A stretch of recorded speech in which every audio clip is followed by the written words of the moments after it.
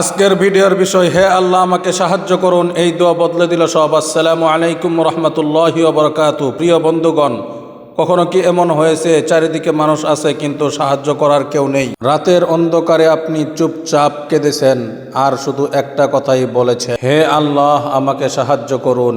আজকের এই ভিডিওতে আমি আপনাকে এমন একটি হৃদয় ছোঁয়া গল্প শোনাবো যেখানে একজন মানুষ সব হারিয়ে শুধু আল্লাহকে ডাকলো আর তারপর এমন কিছু ঘটলো যা তার পুরো জীবন বদলে দিল। সুবহানাল্লাহ।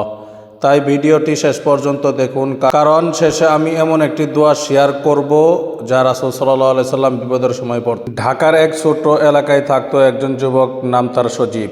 বাবা অসুস্থ, মায়ের চোখে সবসময় দুশ্চিন্তা, চাকরি নেই, ঋণের চাপ আর প্রতিদিন অপমান। একদিন সে খুব ভেঙে পড়ে। সেদিন রাতেই বৃষ্টি হচ্ছিল, বিদ্যুৎ ছিল না। ঘরের এক কোণে বসে সজীব কাঁদছিল। সে বলল, হে আল্লাহ, আমি আর পারছি না, সব দরজা বন্ধ হয়ে গেছে, আপনি ছাড়া আমার আর কেউ নেই। হে আল্লাহ আমাকে সাহায্য করুন। সেই রাতে সেই 2 রাকাত নফল নামাজ পড়ল। সিজদায় কাঁদতে কাঁদতে ঘুমিয়ে গেল। পরের দিন সকালে হঠাৎ তার ফোনে কল আসে। একজন পুরনো বন্ধু বলল, সজীব, একটা কোম্পানিতে লোক নিচ্ছে, তোমার কথা মনে পড়লো, আজই ইন্টারভিউ দাও। সজীব অবাক হয়ে গেল। সেদিনই তার চাকরি হয়ে যায়, আলহামদুলিল্লাহ। কয়েক মাস পর তার বাবার চিকিৎসাও শুরু হয়। ঋণ ধীরে ধীরে শেষ হয়ে যায় আর সে বুঝতে পারে মানুষ দেরি করতে পারে কিন্তু আল্লাহ কখনো বান্দাকে ভুলে যান না। কোরআনে আল্লাহ পাক রব্বুল আলামিন বলেন, আম্মান ইউজিবুল মুত্তাররা ইযা দাআহু ওয়া ইয়াকশিফুস সূ। অর্থ, কে সেই সত্তা যিনি অসহায় ব্যক্তির ডাকে সাড়া দেন এবং তার কষ্ট দূর করেন। সূরা আন-নাহাল ৬২ নম্বর আয়াত।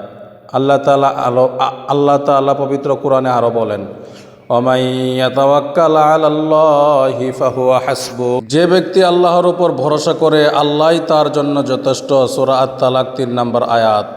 রাসূল সাল্লাল্লাহু আলাইহি সাল্লাম বিপদের সময় এই দোয়া বেশি বেশি পড়তেন। দোয়াটি হলো, ইয়া হাইয়্যু ইয়া কাইয়্যুম বিরহমাতিকা আস্তাগীথ। অর্থ, হে চিরঞ্জীব, হে বিশ্বজগতের ধারক বাহক, আমি আপনার রহমতের মাধ্যমে সাহায্য চাই। তিরমিজি শরীফের 3524 নম্বর হাদিস।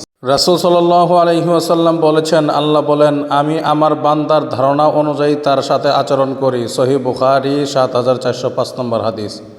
আজ আপনি যে কষ্টের মধ্যেই থাকুন না কেন, মনে রাখবেন আল্লাহর দরজা এখনো খোলা আছে। আল্লাহর দরজা কখনো বান্দার। হয়তো আপনার দোয়া কবুল হওয়ার সময় খুব কাছেই। আজ রাতে শুধু মন থেকে বলুন, হে আল্লাহ আমাকে সাহায্য করুন। যদি ভিডিওটি আপনার হৃদয় ছুঁয়ে যায় তাহলে এখনই ভিডিওটি লাইক করুন, কমেন্টে লিখুন আল্লাহই যথেষ্ট। আর এমন হৃদয় ছোঁয়া ইসলামিক ভিডিও পেতে আমাদের চ্যানেল লাইট অফ দোয়া সাবস্ক্রাইব করুন।